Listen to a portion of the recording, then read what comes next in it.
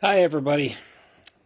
It's Pastor Tim from Amity Reformed Church. We were not able to go online this morning with our service because we were having some technical issues. It looks like actually a couple technical issues. So they're both being addressed by different professionals, and we hope to have everything working for next week. In the interim, though, I just wanted to come on briefly. I'm not going to give you the whole service. I'm not even going to give you the whole sermon. What I want to give you is basically the children's message. So, in Romans, I believe it's chapter 18, the Apostle Paul tells us, if it is possible, as far as it depends on you, live at peace with everyone. Good advice. Sound advice. Problem is, it's not always possible, because it doesn't always depend on us. Sometimes it's not within our power to live at peace with everyone. There used to be an old saying, what if they threw a war and nobody showed up? The idea, of course, being that, well, then nobody would fight, nobody would die, and everything would be fine. But that's not how it works. Wars don't happen because two sides get together and say, hey, let's fight and see who wins. Wars happen because one side says, we're going to take whatever we want, do whatever we want, and the other side says, no, that's not acceptable. That's what's happening right now on the other side of the world.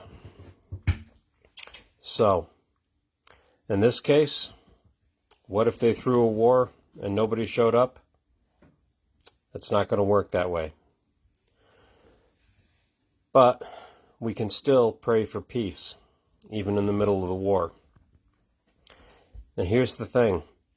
Peace is not what you might think.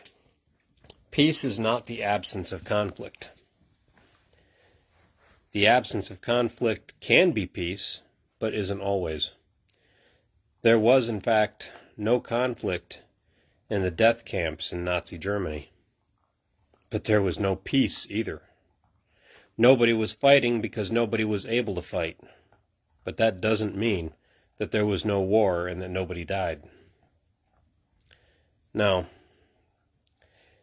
peace is not the absence of conflict, it's the presence of justice. And we can pray for peace even in the middle of this war. You know, the contrast between the civilized and the uncivilized. As civilized people, we don't want violence. As civilized people, we don't want to see anyone get hurt. As civilized people, we would rather have tranquility. But that's not always an option.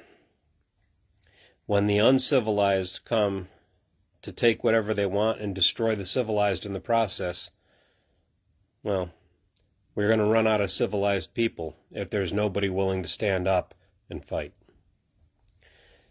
But peace can be found even in the middle of a war. Peace can be found even in the middle of the fighting.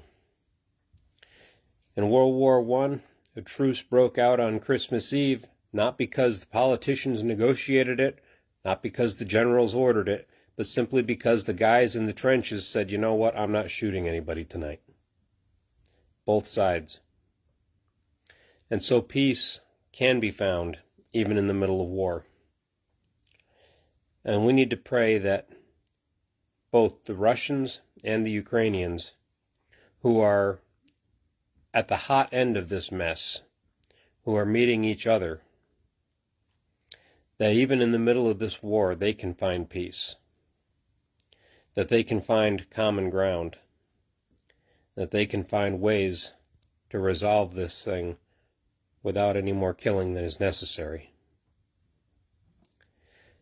If it's possible, as far as it depends on you, live at peace with everyone. It's not always possible. It doesn't always depend on you. But whether there's war or not, we can still do our best to live at peace. And we can still pray for peace. That's what we're doing, and that's what we need to keep on doing. Amen. God bless you.